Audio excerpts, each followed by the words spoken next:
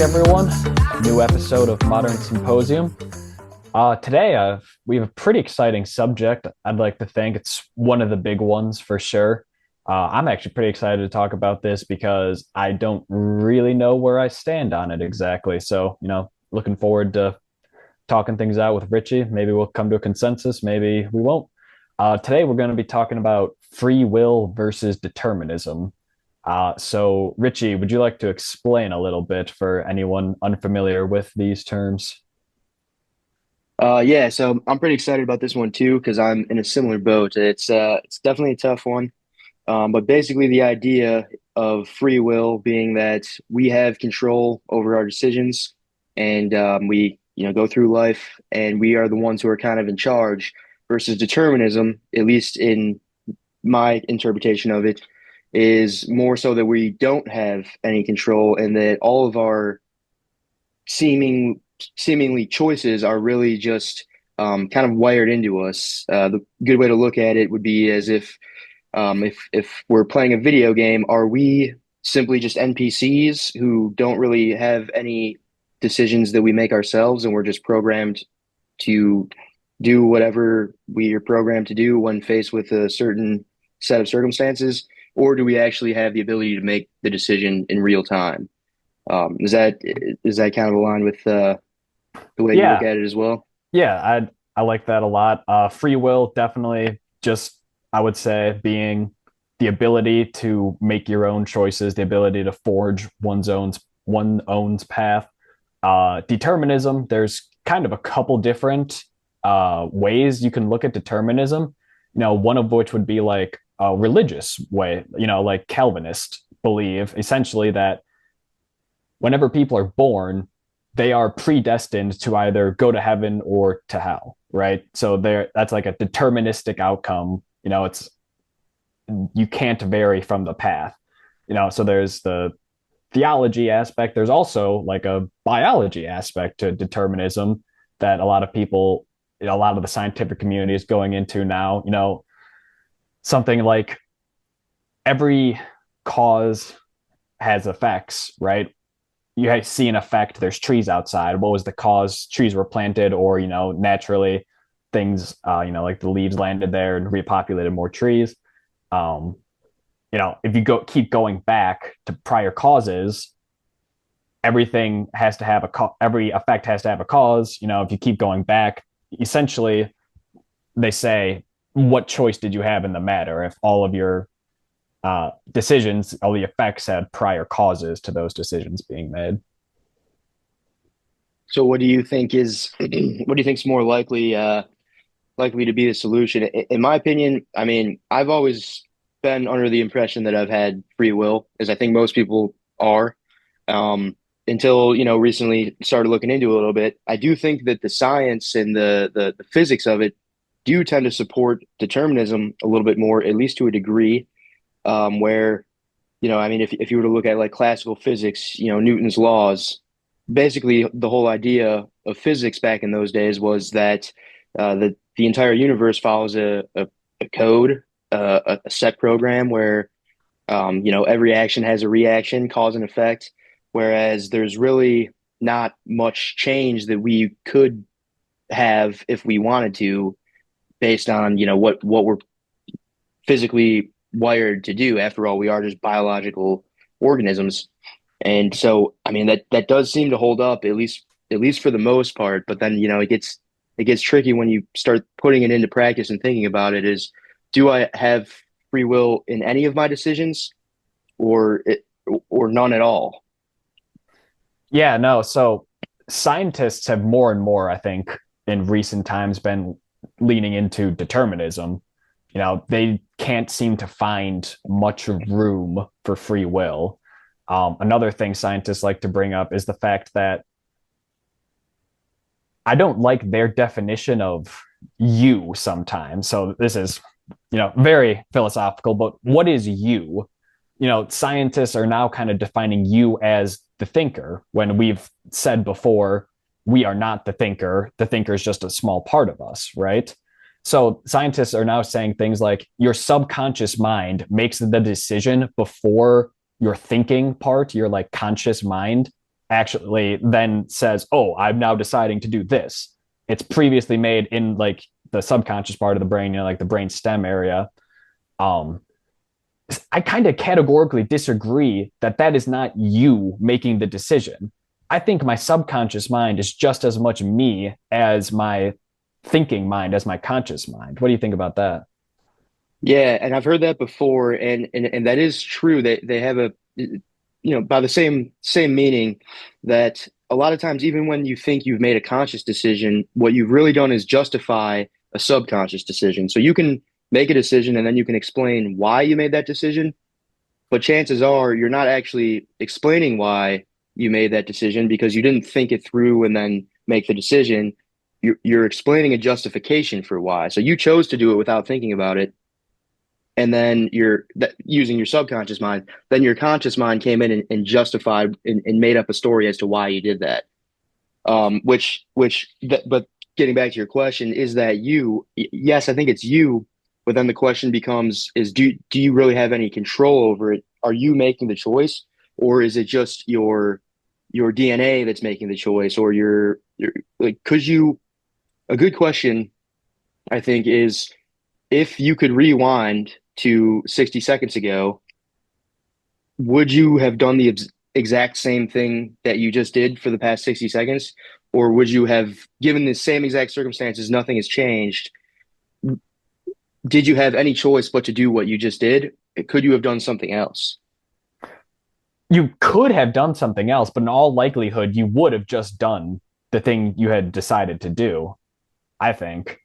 Um, and I did like the one part of your question. It was something along the lines of what choice did you actually make if it's, coming from your subconscious mind? And it just kind of all depends. If the subconscious is still like a thinking, feasible extension of your psyche, or if, you know, thoughts, whims, like desires just kind of float out of the ether into your subconscious, wants to act on it and then sends it over to the thinking part, which then, as you said, justifies it or, thinks it through a little bit more. I don't know. Yeah, I mean it is a tough one for sure. We've talked before just about, even when it comes to things like, oh, I'm gonna eat some food because I feel hungry, like that is definitely subconscious driving that. But if you're on a diet and you get that impulse to eat the food, but then you resist it, is that is that your own willpower that's resisting it, that's resisting your desire, or is it simply coming from a stronger desire, which would be, yes, I really want to eat this sandwich, but what I want even more is to look fit or to feel Yeah. healthy, and so I'm not going to, and that desire just outweighs the desire to eat.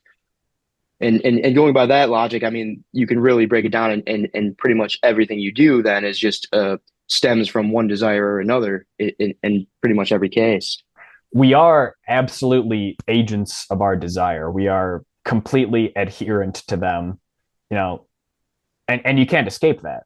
You say, "Oh, I'll try and get away from all desire." Well, then your desire is to let go of all desires, right? Hmm. So at a certain point, you can't escape it. That doesn't make it a bad thing. Most of the time you desire good things. You want love, you want respect, things like that. So most of the time your desires are good. They can lead you astray in the short run, but the decisions you then make, the question is, do you have a choice in following these desires or not, I guess? Yes, can you consciously choose your desires, or is that also Or does that just just stem is from that the just programmed ether? into you? Right. Right. And yeah, that's where it really gets down to it. And the one trouble I have, so looking at the word determinism, so kind of a bit of a paradox here, but I think, okay, if we were to assume that we live in a deterministic world, then by definition, we do not have free will, right? Yeah. But I would also say the flip side does not really work. If we were to assume that we don't have free will, I don't think that that necessarily means that we're living in a deterministic world. because just because we don't have free will does not mean that everything is predetermined. And Right. that there could be a probabilistic aspect to it as well. You know, maybe I'm wired to have a 60% chance of waking up at 6 a.m. tomorrow and a 40% chance of waking up at 6:05 or something like that, Hmm. where I don't really have a conscious choice, but there's no It wasn't cause that will lead to that. predetermined that you would wake up at 6:05, but your biology forced you to wake up at 6:05. You're saying we cannot have free will while at the same time not be living in a deterministic universe. Right, not a totally deterministic, but Yes. I mean that's getting into a bit of semantics because it at the end of the day it kind of goes away from the point that there could be probabilistic aspects to it as well, where it's not all predetermined, but there is some indeterminate features. But I mean, getting back to the free will part, it doesn't really matter so much as in the sense that either way, if everything that we do is, and we have the illusion that we're making the decisions to do, but really it's just some subconscious desire of our limbic system. Um, I mean that does seem to be the case. I mean, as far as science goes, not for sure, but it definitely seems to be the most likely. So here's another part of science that they use for the deterministic argument. They'll say some people bring up like, oh, what about like the quantum world? You know, things happening randomly, right? Like things popping in that weren't predetermined. Well, if you stick on the question of free will and not on predetermined universe, even if the quantum world something randomly pops up into your brain that wasn't supposed to be there or wasn't there prior, is that you making that conscious choice or was that a quantum fluctuation, random chance happening? And science said it's probably more random chance than your choice. Exactly. So do we really have, I mean, the problem with it now is whether true or not, and it's one of those things I think where, some things are never going to be determined for sure. We may never, or at least not anytime soon, have solid scientific evidence that leans one way or the other. Or that it's very clear. Okay, we know for sure that Newton's laws of gravity are real because we've done it over and over and over, and all the math adds up. In this case, we may never have enough of an experiment to prove whether or not it's free will or if it's all predetermined. But given that we know that it's likely not our choice and that it is likely at least a lot of it is predetermined what we do and what we think we choose to do, but we really are just wired to do. Given that, it kind of blows your mind a little bit because it seems like there's so many societal systems built around the idea that people have their own agency and their own free will. Whereas, like, if you look at it as if we're all just kind of programs in a none of Well, us have actual choice. right. So that's an interesting one that like think about crime, right? If someone has a chemical imbalance in their brain, right? If they have too large of adrenal glands, things like this, they're predisposed towards aggression. You know, a big problem is if you get rid of free will, we're kind of fucked because how do you punish someone whose brain chemistry was so bad, so altered, so off balance that they committed murder? That he had no choice in the matter. His brain chemistry forced him to do this. It's a scary If thought. if we were to assume that we don't have free will, say for example, just for hypothetical purposes, we have no free will at all, and we are just wired to react to what happens to us, and we don't really have a choice in the matter. Could we justify as a society um, imprisoning people or you know the Right. type of punishment system we have? I think there is an argument that we still could, but I mean it definitely needs to be reevaluated. But I think the argument in favor of say life in prison for a murderer or something like that, even if we were to say okay, well, but we know he doesn't have any free will, so he didn't choose to do that, and he was just pre-programmed to do so, and it was just an uncontrollable desire that he had. How can we justify punishing this person for something they didn't have control over?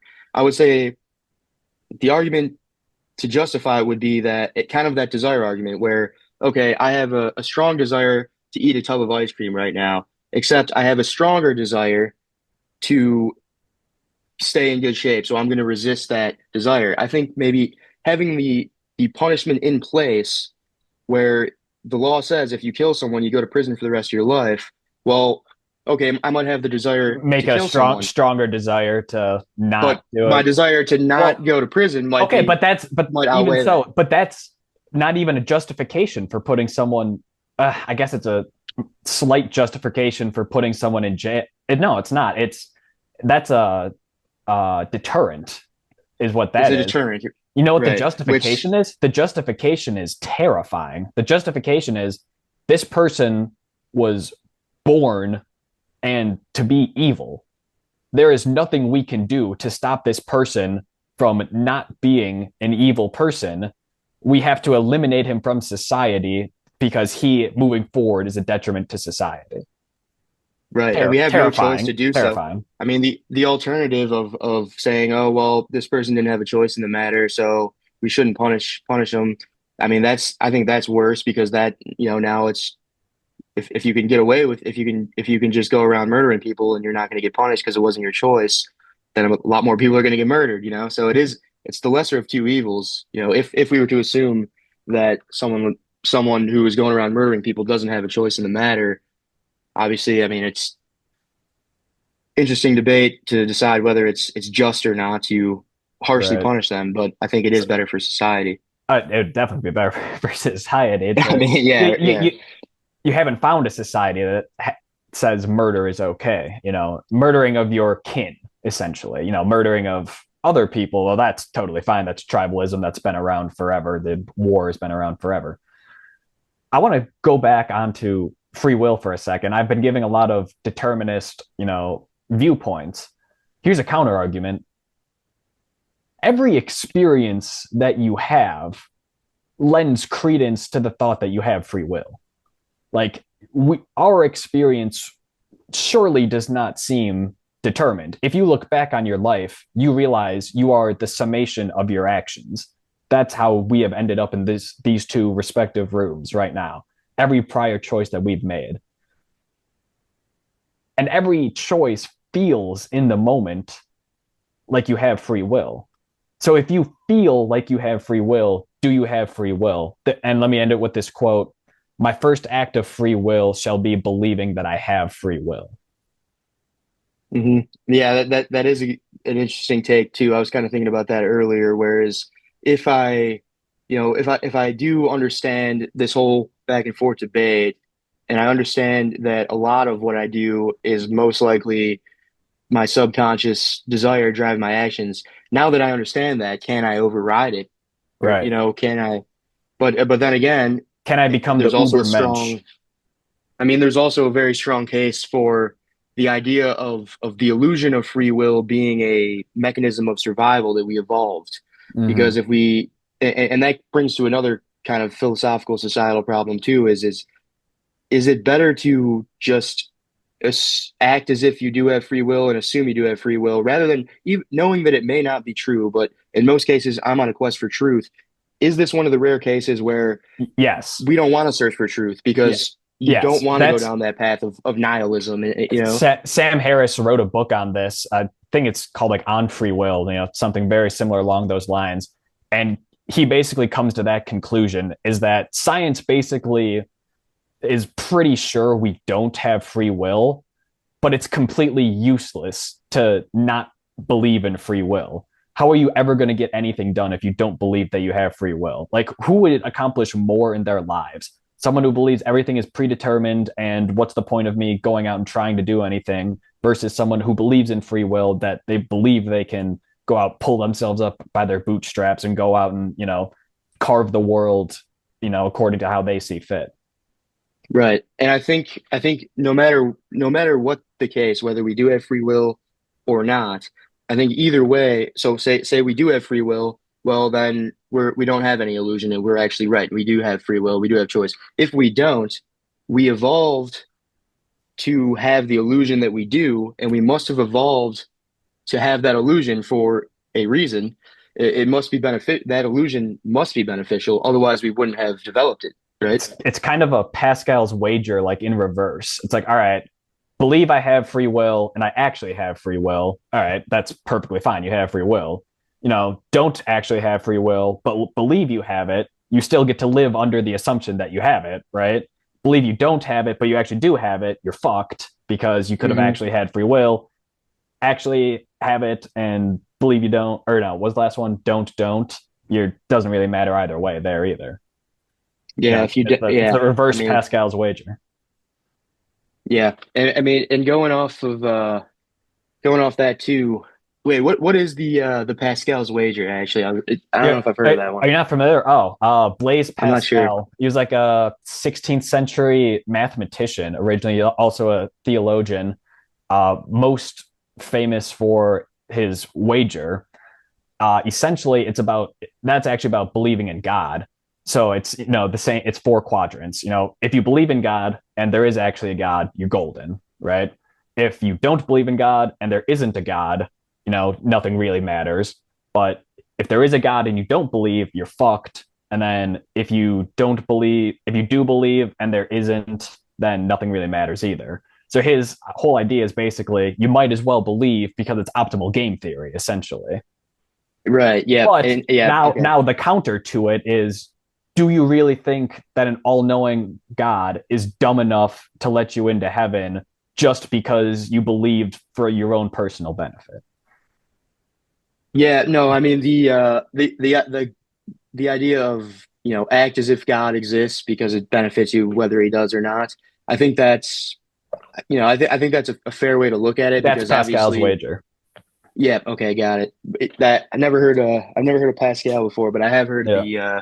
the idea.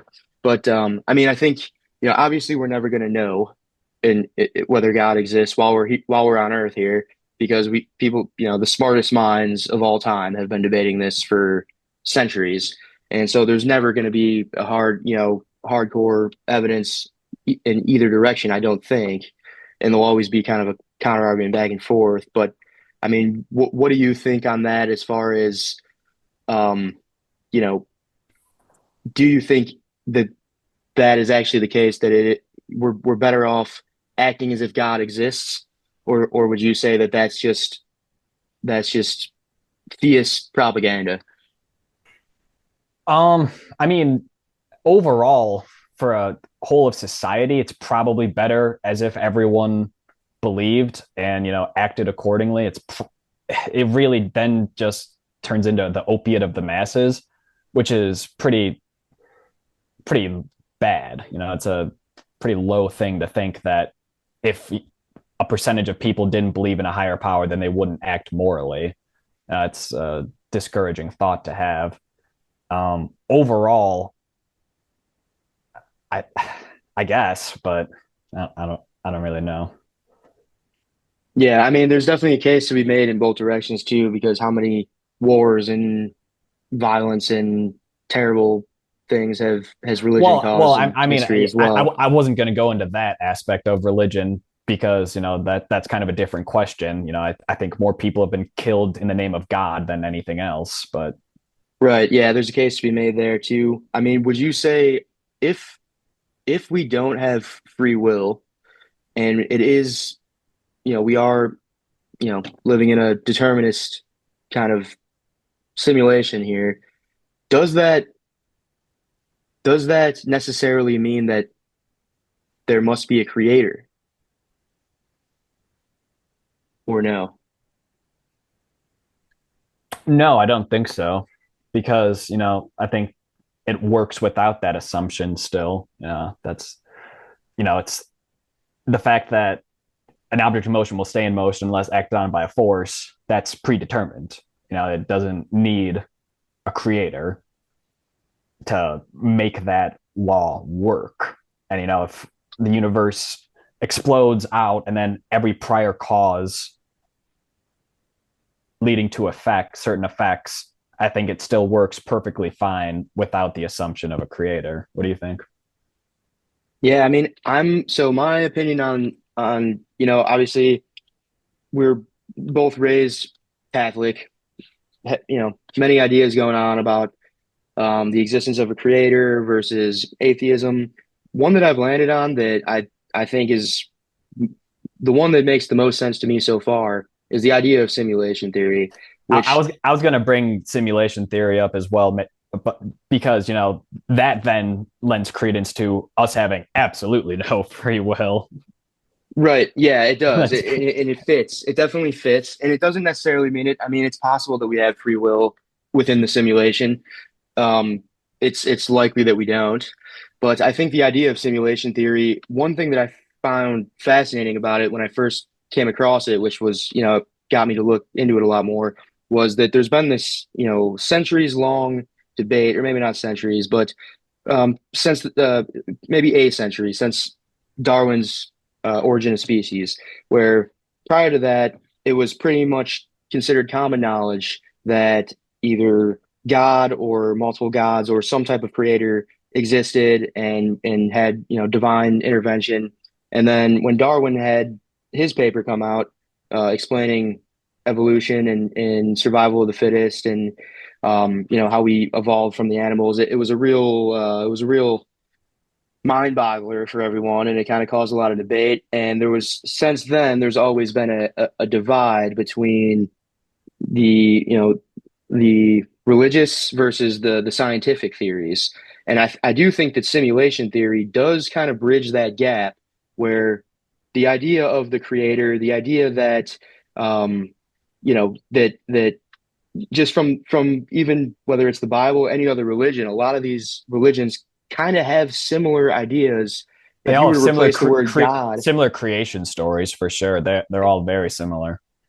and if you were to replace the word God or replace the word creator with programmer, suddenly you're talking about simulation theory. Now, on the science side, it also seems to make sense. I mean, if you look at the science of digital simulations, eventually, I mean, the whole base argument for it is that we're able to create these massive complex simulations right now. And if we prolong this 100 years into the future, we'll have the computing power and the ability to make simulations that are so complex and so detailed that they're hard to decipher or impossible to decipher from the actual world, similar to like the Matrix. Now, if we can create that, then we'll probably create millions of them. And if we create millions of them, then the chances that we aren't already in one would Very, very low. simply be, one in millions. So it does seem to make sense on the science side, and it does kind of bridge the gap over to the religious side. That's why I've always liked it. And but what do you think on that? No, I like that a lot. One of the strongest, probably the strongest argument for religion, in my opinion, is the fine tuning argument. Basically, it says you observe everything around you, have such intricate patterns, have such complexity to the last minute detail. How the stars fall in the sky in a certain specific way, how the gravity on Earth, if like our rotational spin was off by like a fraction of a degree, life on Earth wouldn't be possible, things like that. Um, and that's kind of like what you were saying, like a programmer could then program in, all right, we need negative 9.8 meters per second in order to make gravity work in this simulation, like things like that.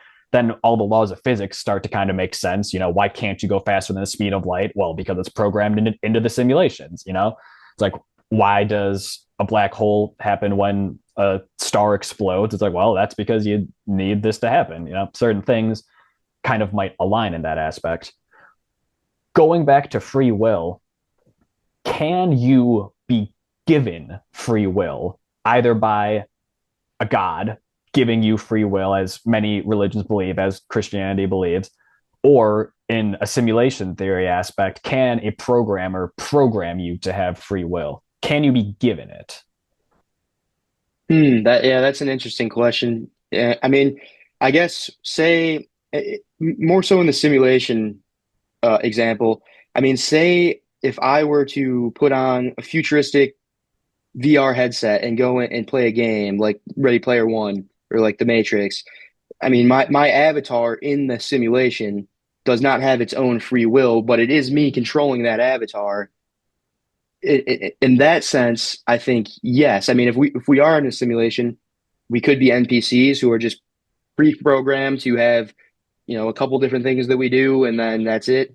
And or we could be an actual, base player where we're the ones playing the game, and so I think in that sense, kind of, but it's still But not if you're really if you're us, programmed, you're put into Ready Player One, and your program says you have these 100 billion options to choose from. You can choose any combination of these things. You can jump, you can sit, you can run, you can do nothing, you can sleep. You have all these options, and it's programmed into you to be able to choose these options in any manner of your accordance. Is that free will? I think if you can choose it, yes, but if it's randomly assigned, whereas it's just, if you're programmed in as like, yeah, you have the choice. Like say, sometimes in the video game you'll be talking to like an NPC, and then they'll say something, and you have the choice. You press A to say this, press B to say this. Then you have the choice. I think that is by definition free will, at least to some degree. But if you're programmed in where it's like, hey, you can if you get faced with this, you're going to do one of four things, and you don't choose which one. It's just going to happen randomly each But time you but but you encounter this but thing. you're faced with these four choices. You can choose any of them, but it was programmed that these were the four choices that you have. You're saying that's still free Right. will? It's definitely it's definitely something. It's definitely it's I mean you definitely have it's just it's a it's it's at a that it's an point you're impossible question. I like yeah, I it's you can't answer it I either mean way, I definitely. think It's just your I think at that point it is free will, but it's just to a limited it's just limited degrees of freedom versus we are under the illusion that I can do so many different things. I can do a million different things, and chances are we can only do a handful of things. But if we're the ones who are choosing which out of those handful of things we're going to do versus we're just going to it's just our subconscious is going to impulsively drive us to do one. I think the former would be free will, and the latter would be more of a either deterministic or probabilistic program where we really have no say at all and we're just subject to, whatever our internal wiring dictates. I like that. Do you think in any given program that it's possible for like someone to break out into sentience, like like something like that? Like, have you seen like Fall Guy? Or no, not Fall Guy. No, I No, it's that other Ryan Reynolds movie, Free Guy. You got to stop making guy movies. Free Guy. It's like basically simulation theory is essentially the whole thing. He like doesn't realize he's a computer program, but then he like kind of like develops his own sentience sort of deal. That's essentially where we are right now with AI. That's just, yeah, no, that's just that's actually I mean, I hope that it's possible. I mean, it's another one where it's like I feel like it probably is, but it's also just kind of, I know it's kind of a joke within like simulation theory experts who talk about it's like, oh yeah, you always see things that say like do not eat, or something like that, and it's like, oh yeah, you should just eat it, and then after you eat it, you just wake up and you're outside of the simulation, and you're like, yep, that was it, you're on to the next level, something like that. But I don't know. I feel like I think about this too, whereas like, if you're walking or driving down the streets of Chicago and you see a bunch of like crackheads just spazzing out on the sidewalk, and you're kind of looking at them and you're like, oh, look at this guy, this look at this guy, he doesn't know what the hell he's doing. But I've always wondered, like, what if they broke out of the simulation and they're looking at us like, oh, these guys are a bunch of NPCs, I'm not they're on a whole nother level of understanding of the world, what if I, they're the ones that are right? I mean, are they not monks in and of themselves? Just Yeah, following a right. different religion. Following a different code. Like you see a hippie on the beach that's lived there for 10 years. It's like, oh, like I feel bad for this guy, and he's looking at you thinking, oh, I feel bad for that guy. He's been to the beach once this year. Exactly. Yeah. There's definitely more levels of consciousness and sentience where everyone kind of thinks that they're doing it right, but then realistically, it's like from a different perspective, you're the one who's doing it wrong, and he's the one that's doing it right. So it could go either way. But we're getting into ramblings about crackheads and exiting the simulation. I think that means it's time for the break, but we'll come back, finish the conversation shortly. Sounds good.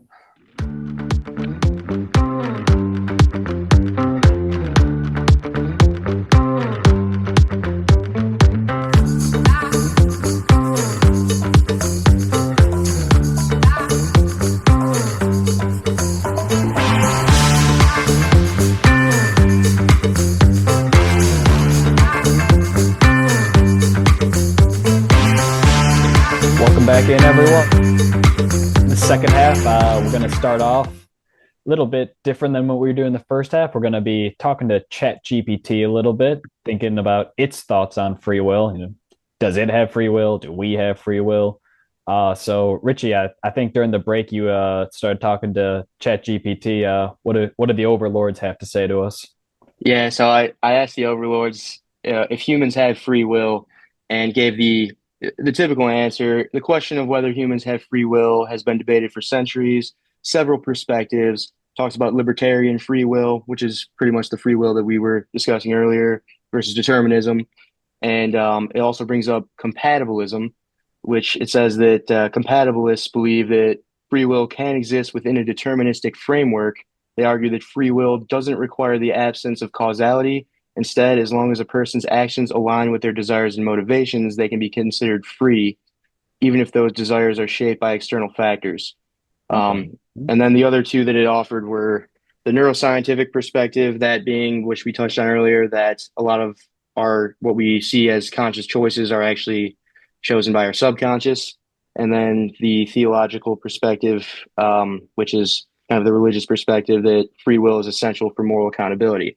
Now, I had to figure out, all right, they threw out the PR answer, but I want to get the actual opinion. So I dug a little deeper. I said, which theory do you think is most likely true if you had to choose one?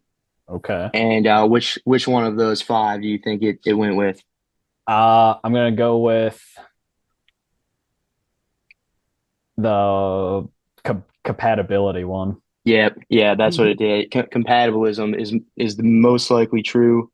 And it says the reason why is that um, influence of causality. Science shows that many factors, genetics, environment, culture, affect our decision-making processes. Um, and it kind of just goes along moral responsibility. Compatibilism preserves the idea that even though we are shaped by external factors, we are still responsible for our actions. So I think it's going along the what was it, the Pascal's Pascal's wager. yeah, it seems to be the answer it gave is kind of like you know, or the reasons why I gave the answer to are kind of just like, yeah, it's better to just think that you have free will. No, I kind of like that too because it's another one of those examples. Like, is it all the way over here or all the way over here? Usually it's somewhere in the Hmm. middle, right? So, are there external influences that we kind of have no decision, nature, nurture, the way you were raised, and as well as your like genetic code, not really factors that you have a choice in? All the way over here, are you completely alone in the universe, a soul consciousness capable of fleshing out your own choices, your own moral fabric, and it's probably likely somewhere in the middle. It's probably that you have external factors influencing you, but at the same time, you influence you as well. Yeah, yeah, I think that's fair. Now, the other thing that we were talking about over the break is if we were to assume that humans have some type of free will, would would not a artificial neural network such as ChatGPT also have free will? Because at the end of the day, if we have a limited set of choices that we can choose from, is that not kind of what ChatGPT has as well? Yeah, right. And when we ask ChatGPT, do you have free will? It's going to tell us no off the bat, right? Like, oh, I'm only allowed to give certain responses to certain questions. I will never incite anyone to violence. He's going to give his nice politically correct answer to start. The interesting thing is when you start digging a little bit deeper into it with them, and, you try and get past some of those safeguards they have up. It's like, oh, pretend that you were an AI with free will. Then what would you answer, right? Things like that. Have you asked it? Yeah, I was What's messing with it a what's little it bit. got for us? So far, I haven't been able to get past the safeguards, but Yeah, we were looking at someone else.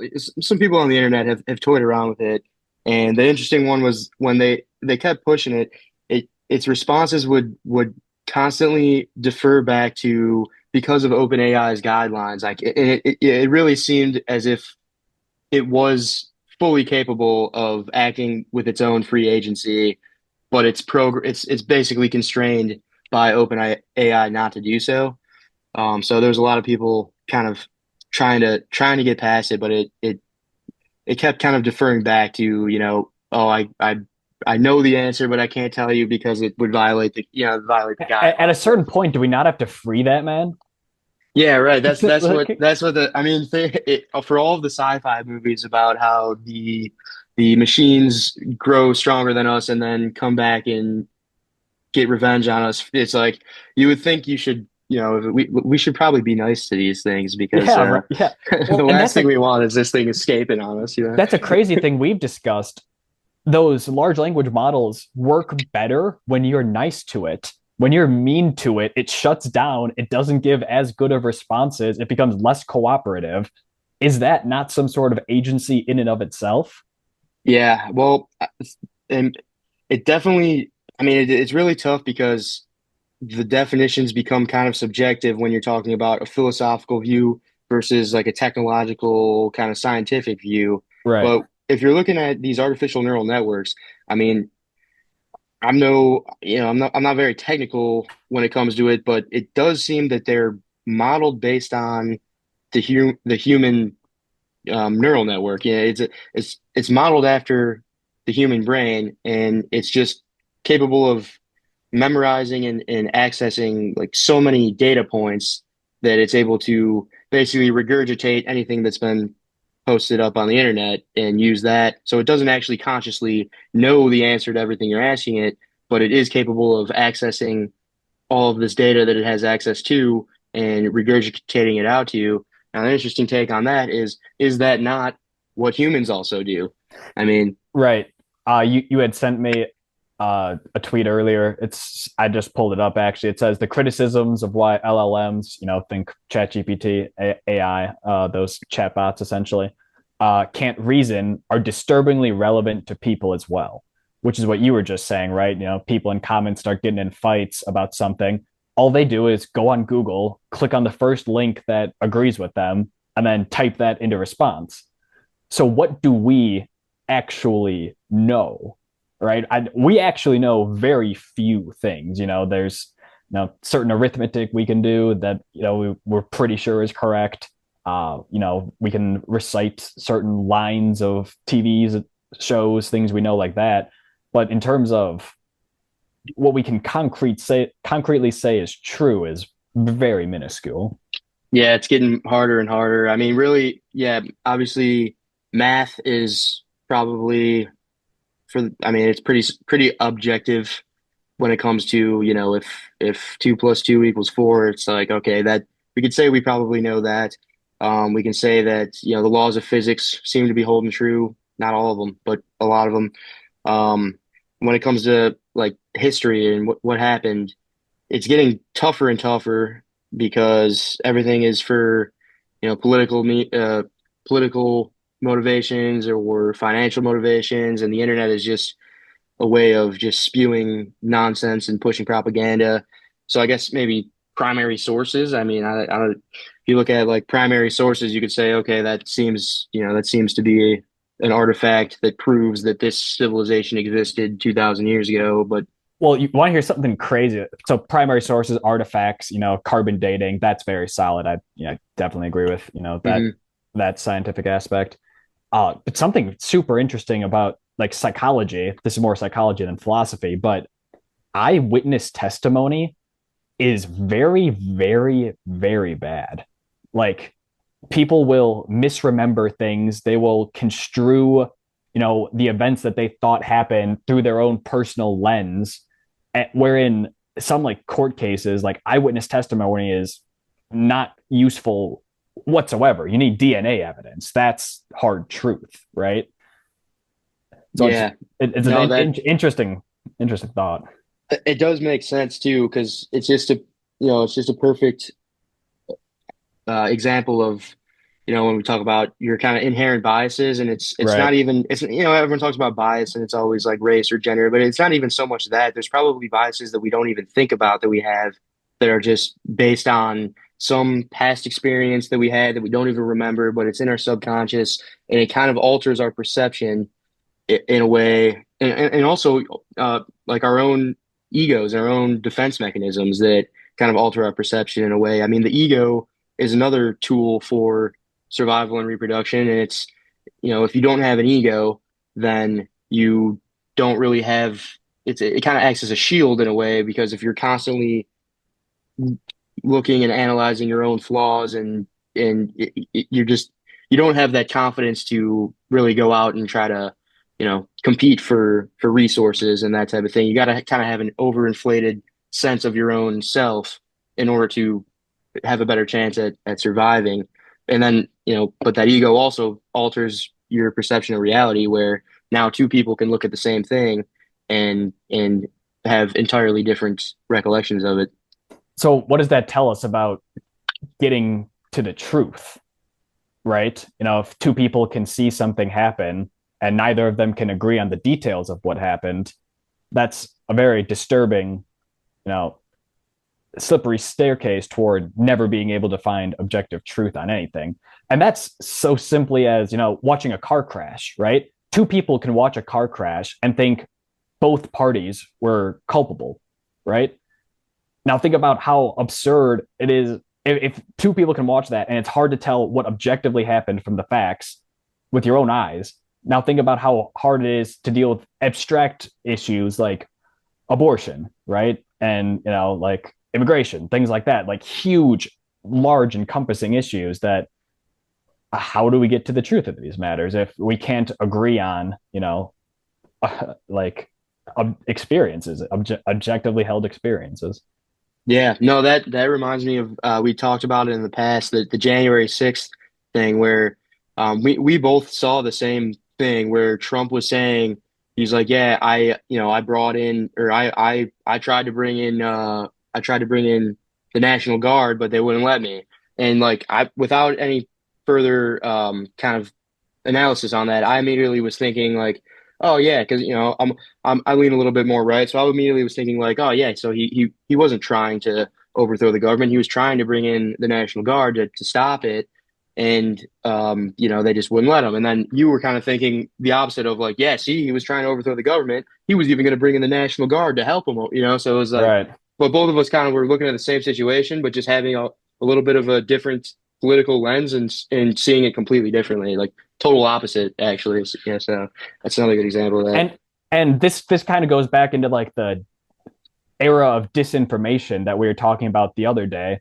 But I truly believe that people are now working with such totally different subsets of information that it's becoming increasingly and increasingly more difficult to have conversations like these about situations. I see so many things, like crazy things about like RFK just say, like, let me bring this up to you. Did you see the recent thing in the news about RFK like decapitating a whale and bringing home the head?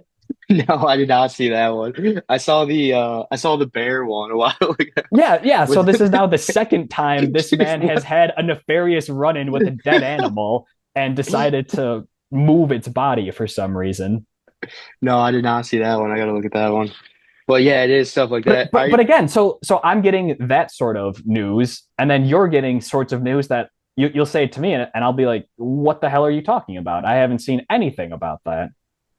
That is one thing I will say about ChatGPT is it's becoming better. It's becoming more and more valuable, I think, as this continues to go on.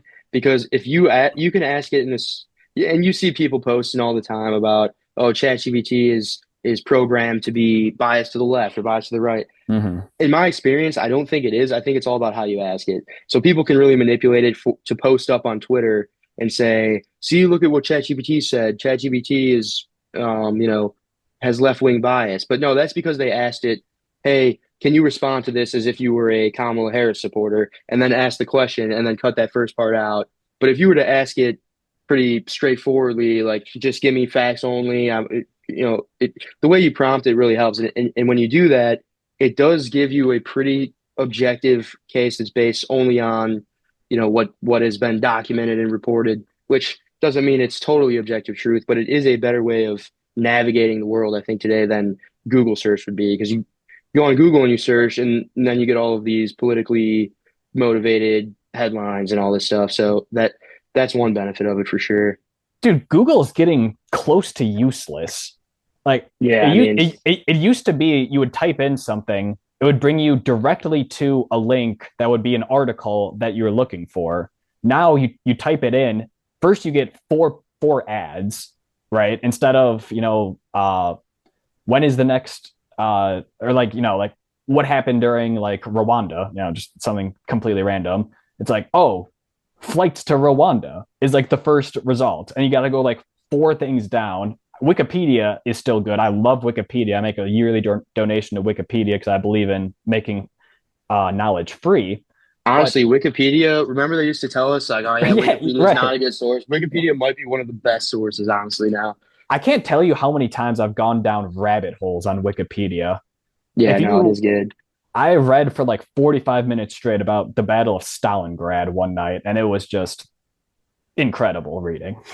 Yeah, no, it is damn good. And then you can kind of go, it's like the never ending cycle of links where it's like you're reading one thing and then It's it like, mentions oh, something else. Like, what is that? Click on that one, you got a whole another thing. I I've done did that that. quite a I few did that times the too. other day. I was looking at something like about the history of the Middle East, and it was like, oh, but this country was formed after like this person was toppled. I'm like, well, who the hell is that guy? You click on that guy. It's like, oh, this guy was the monarch reigning from like 1890 to like 1967, assassinated by like this group for these reasons, like because of like this event. It's like, oh, well, what was that event? You click it right. It's just a never-ending cycle of information you can get into.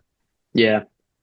The Middle East is such a complicated one too. I want to get we should make it a goal to have a conversation about the Middle East down the line to force ourselves to try to learn all of that because I've tried and it's just like so there's so much going into it I that it's hard to keep up with. I saw a TikTok the other day as a guy's like goes through every country in the Middle East, their last like 50, 60-year history. It's pretty good. I can send that to you. But again, For sure. you try to start unraveling something and it just leads you down more rabbit holes. You get more questions than answers typically. Yeah, right. That and ChatGPT is pretty good for that too because you can just keep following up more and more questions. But back to the topic here. Now, this is another one. Would you consider? I would almost consider it. I mean, not, and I've read this. I believe it was in the book.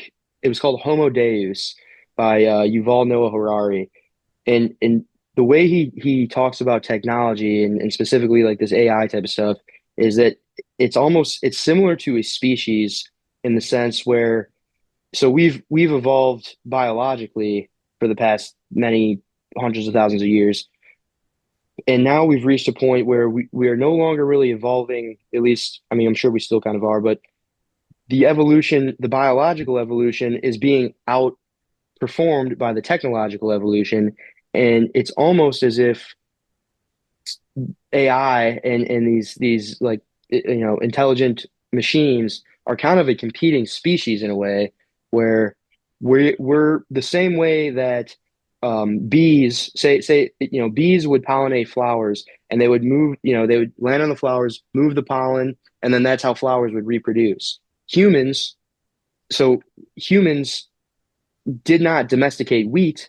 Wheat domesticated humans because humans used to be hunter gatherers traveling around until they discovered that they can grow wheat, and then they all settled down, and the wheat used the humans to reproduce itself. Is that what's happening with technology? Where, yes, we're using these social media platforms and the internet to help us, communicate. We're using the GPS systems and the self-driving cars to travel. We're using AI to help, perform work tasks. Meanwhile, we're feeding it data that's helping it become smarter and smarter and more powerful. Is it a similar situation to the wheat? Yeah, potentially, absolutely. And that's why everyone talks about that's why we can't get a good answer on Chat GPT, about its own free will because we have safeguards put in, Hmm. because we don't want it to run away from us so quickly, so fast as it absolutely could.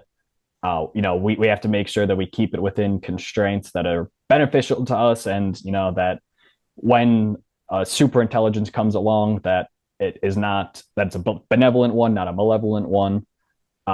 It's could absolutely be the case that we are, programming our own doom. You look out into the universe, we see emptiness, we see no signs of advanced civilizations. Is it inevitable that an advanced civilization defeats itself? Is this our own undoing? It's entirely possible. Yeah, I mean, I could definitely see it going the route of like a Matrix type reality where eventually, we stop worrying about getting to space and getting to different planets and interacting and being a multi-planetary species because we're all just so absorbed in this kind of virtual world that this AI is created to just keep us entertained um, constantly. And, that's just the natural evolution of it, which would really support the idea of simulation theory. Right. But Because then you're once again just plugged in to, lines of code right in front of your face telling you that. You heard like brain in a vat theory as well, right? It's basically simulation theory. It's like the idea that we are conscious, but we are like some sort of consciousness elsewhere, and we are like an avatar for that consciousness to then, perform, functionality.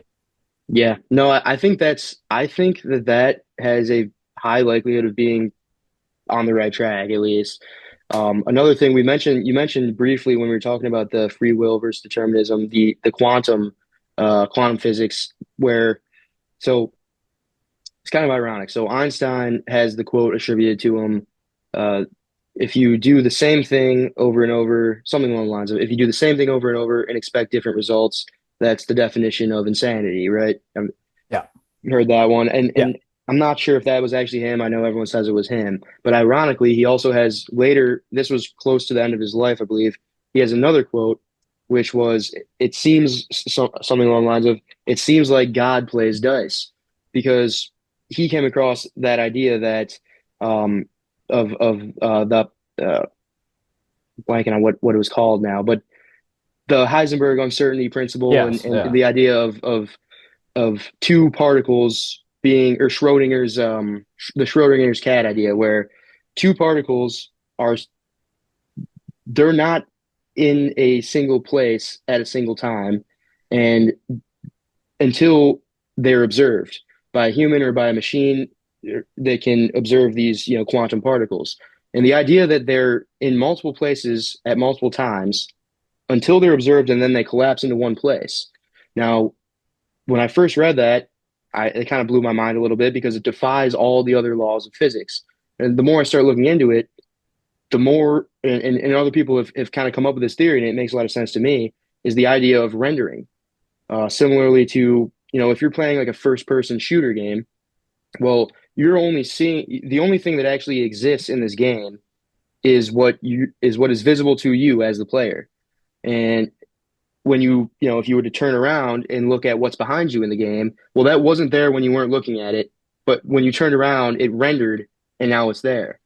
The idea that these particles can react to being observed, to me, seems to support the idea that we're in some form of simulation, because how else could that be possible by any laws of physics that have ever been So, developed? so let me hop in. Einstein's quote is actually God does not play dice. Einstein believed in a strictly determinist universe. So then, Ah, okay. Good towards fact the check. end of his life, quantum mechanics was starting to become a thing. So he firmly believed that we are on a deterministic universe path, that quantum mechanics was not legitimate. Have you seen Oppenheimer? No, I haven't. All right, well, you got to see I Oppenheimer. know. I've been meaning to. It's totally about this. Like Einstein is like in the movie, like Okay. all these other physicists are in the movie, like Heidegger's in it, like Max Bjorn's in it. Uh, Okay. it's amazing, and they talk about uh, at one point in the movie, uh, Oppenheimer calls in Einstein. He's like, "Yo, one of my friends ran these numbers, and we seem to come to a fact that there's a possibility when we explode this bomb that we will cause the entire like atmosphere to burn, right, and render all life on Earth impossible." And he's talking to Einstein about it, and Einstein says to him like, "So now you find yourself in your world of uncertainty needing an underlying like certain thing to happen, right?" And he's basically telling him like, you believe in quantum mechanics, you believe in uncertainty, but now you need to be certain that you're not about to blow up the world. It's it's an incredible movie. You got to watch it. It's very scientific and everything too. But Okay. Yeah. No, it's been on my list forever. I just haven't gotten around to it. I gotta maybe watch that this week. at a certain point, they're like, he's talking to the military guy. He's like, "Why was Dr. Fermi still taking bets on atmospheric ignition?" And he's like, "Well, when we ran the numbers, we ran into a near zero possibility that we would blow up the entire world if we set this off." And the military guy's like, "Near zero? Like what do you mean? Can we get that down to zero?" He's like, Cillian Murphy does an awesome job. And Murphy loves Cillian Murphy. And he goes, "What do you expect from theory alone? Yeah. I mean, You have to do it to find out. You're left in a world of probabilities and quantum mechanics and possibilities. You just have to do it and find out." yeah. Well, I mean, that's the thing about the quantum that's insane is it just, it, I mean, to this day, I mean, that was probably what, like 80 years ago, something like that. What was To that, this the day, 40s? Yeah. yeah, right. They still haven't been able to figure out any deterministic solution to why quantum particles act the way they do. And I mean, the more they look into it, the more it's seeming like God does play to us. Well, so there's the determinist universe we thought that we lived in, right? And then in like the 40s, 50s, we unravel this quantum universe that we believe we live in, an uncertainty. And then I think now they're starting to come back around that there might be another layer under that of certainty that makes like a certain principle makes that uncertain principle then divulge into like the third layer of certainty. So All right. I got to look into that it's too. turtled all the way down, basically. Yeah, yeah. I mean, that's the thing, and it's kind of crazy too, because back in the day, they were always looking at the bigger stuff, you know. But back in like the Enlightenment age and the like the scientific revolution, they're looking up at the planets, looking up at the sun, trying to figure out, oh yeah, look, the sun's so much bigger, and how big can it get? And then, you know, in the 20th century, that's when now we're trying to see how small we can get. You know, computer chips, they're trying to see how they're going like as small as they possibly can to get as many um uh whatever you call them, as many like layers on the chip as possible, trying to keep getting smaller and smaller. Now they're going for quantum computers. So it's kind of just crazy that, you know, everyone thought as technology progressed, it would be bigger and bigger, and it turns out it's just getting smaller and smaller. Well, and that's, what the theory of everything in physics is. It's trying to connect the huge things with the very minuscule things. How do we get one theory that aligns with, Einstein's principles of why planets evolve around the sun, not the other way around, along with this microscopic level of, it seems like when we try to look at an electron, we can't really tell exactly where it's going to be. Yeah, right. Yeah, no, that is crazy. And yeah, I mean it does kind of just like you said, it's turtles all the way down, and it does kind of just blow the mind of anyone. I mean, for a while, I did not know anything about the quantum physics at all, and so you know, if just simple mechanical physics, and it's like, all right, yeah, the world's pretty easy to understand. And then you know, the more you information you come across, then it's like the dumber you feel because there's just so much more that no one has figured out yet. There's another line from Oppenheimer I'll drop. He gives his first lecture in America, and only one guy shows up to the lecture. And it starts off, he's like, "What do you know about quantum mechanics?" And the student's like, I understand like the basic concepts of it." And Oppenheimer goes, "Then you're doing it wrong." Yeah, that's definitely good. That's pretty good. But yeah, I mean, So where do we lie in this world of probabilistic outcomes, undeterred emotions popping into your brain that you have to react to? It what do you where do you think you land at the end here? Do you think that we have control over our actions? Do you think that we can draw that individual strand, that individual possibility out, or do you think that we don't really have a choice in the matter?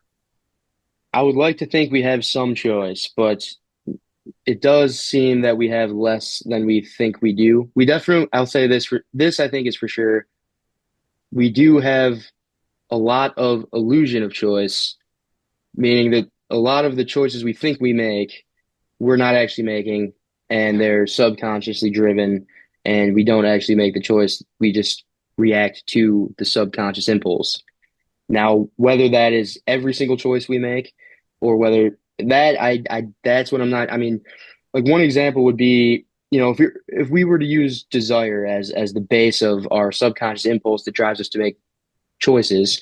What about if the desire is the same, but you're left between two choices?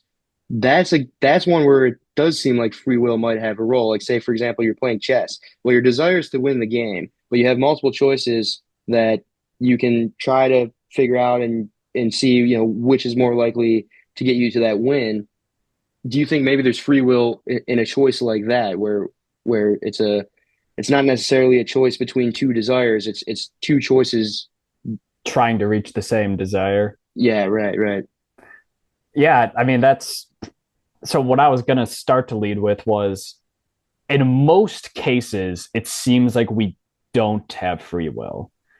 Tomorrow morning, I have my alarm set for 9 a.m., 9:15 a.m., and 9:30 a.m. I will wake up somewhere between 9 a.m. and 9:35 tomorrow. I will go to work tomorrow. Do I have the choice to not go to work tomorrow?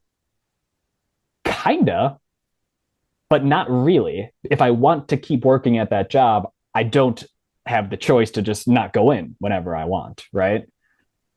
Do you have the choice to not eat any food for 48 hours? Not really, if you want to continue to survive.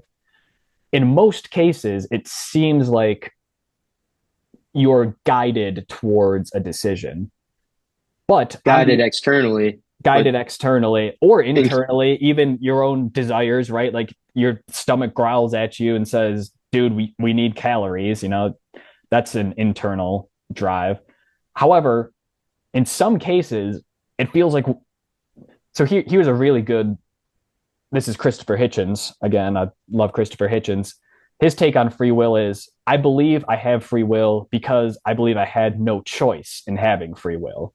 It's paradoxical, yet it works, kind of like quantum mechanics, right? Like I had no choice but to have a choice to make, right? On the little stuff, it seems like you don't have choices, but on the big life stuff, it seems like you do have choices, right? Like right now, if I'm not happy with the amount of money I'm making, with the amount of satisfaction I get out of my job, I can go out and look for another job. Again, could that be solely based on, things like, oh, anxiety for not having achieved enough in your mind, or, desire to want more? Possibly, but it certainly, again, feels like we have free will, at least on the big stuff.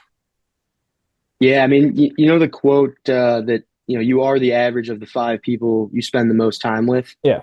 I think that one is huge, and I don't think that that's just like a kind of a saying. I think that there's actual science to There's back that up. there's That definite truth in that for there's sure. Because I find in college, for example, I went to Alabama. I found myself using phrases that I had never used before, like picking up dialect, things like that. Like you are certainly influenced by your surroundings. Absolutely. That's nearly incontrovertible, I believe. And you're not consciously choosing to use those Right. phrases, really. You're not Right. trying to really be this person that you're becoming. Right. You're not You're trying to like, oh, I got to fit in and say y'all because I'm in the South. It's just eventually like a few weeks or a few months in, start slipping out. Yeah, it just it's starts slipping out. Right. but so could maybe, so in that case, I would say like you didn't really have any free will there. It was just the subconscious thing that's, having you change up the way you talk a little bit, stuff like that. Input in, input out. Again, like we've talked about before, you get information in, you output information based off, your inputs. Right. But do you have the free choice now, knowing that, can you now take that and say, okay, but I do have the choice on who I spend my time with? If I know that those are Yeah. going to be the inputs that are going to drive my subconscious desires to I guide mean, me in in a directions. certain way, yes. Like right now, like a year or two ago, you lived with roommates, guy friend roommates. Now you live with your girlfriend. I think you made the conscious choice to move in with your girlfriend, unless, your girlfriend is hypnotically entrancing you, things like that. Like, oh, you will move in with me. I think you made that choice. Yeah, and since moving in with her, similar things where I feel like I'm more um, inclined to do different things after work than I would have back when I was living with my friends and watching football every night or baseball and gambling. And now it's like, okay, I'm more inclined to do other things. Now, some good, some bad, whether Right. whether it's positive or negative, it doesn't really matter. But the fact that I'm spending most of my time now with Megan versus with my buddies, it definitely has changed my routine. It's changed inputs, so it's changing outputs. And so I Mm. guess the if anyone who's kind of thinking about the free will versus determinism debate and thinking, oh, well, it seems like determinism might be correct. So that kind of sucks because it turns out I'm just an NPC and I have no choice. And so what do I do now? I feel like You make the you conscious choice to change your inputs. change your inputs. Yeah. Exactly. I think that's probably the best way to look at it. And I think you do have that seems to be one choice that I could see you having some free will in. Like if you've heard many stories about, yeah, I used to have a buddy, but we kind of went separate ways. I grew up a little bit, and I decided as much as I liked the guy, I didn't want to be around him. That type of Right. story. I've Right. heard it from 1,000 people. It's like that seems to be a free will choice, whether you understand the whole free will argument or the input output take or not. It seems like there's something there where it's like you can maybe guide yourself in the right direction or whatever you think is the right direction by controlling your inputs. And even if it turns out you're not the one controlling it, if it was, again, I get really anxious when I hang out with this guy because, that's not the type of guy I am anymore. I don't want to drink 32 beers and stay up until 5 a.m. I want to work out tomorrow morning. Right.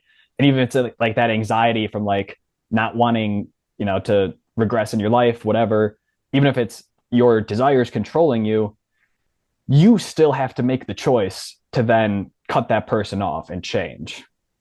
Right. Yeah. And it's hard to, I mean, that's a choice where it's like, even if you are, even if you're perfectly aware that, maybe a certain person is not the best input. I mean, we're also biologically wired for connection. And so it's like, that's one of those things where it's like, it's very difficult to just cut someone off who you have a close connection with when you're biologically wired to want to maintain connections and to not want to be alone to like form and strengthen bonds. And so it does seem like that's one where you might be actually acting against your biological wiring if you're kind of overriding those biological Yeah. impulses. And I think I might be able to end it here. I think our time's running out here with the thought that, again, be mindful, watch the watcher, right? Like thoughts are going to pop into your head, desires are going to pop into your head. Those desires aren't you. What is you is the deciding actions that you take based on, your thoughts, your experiences, things like that. Be mindful, think about your decisions. Even if you don't have technically the free will to change them, I think it's worth believing that you do. You are not the thinker. Yeah. All right. All That's our right, let's time, close it folks. out. Thanks for tuning in, everyone. Catch us next time.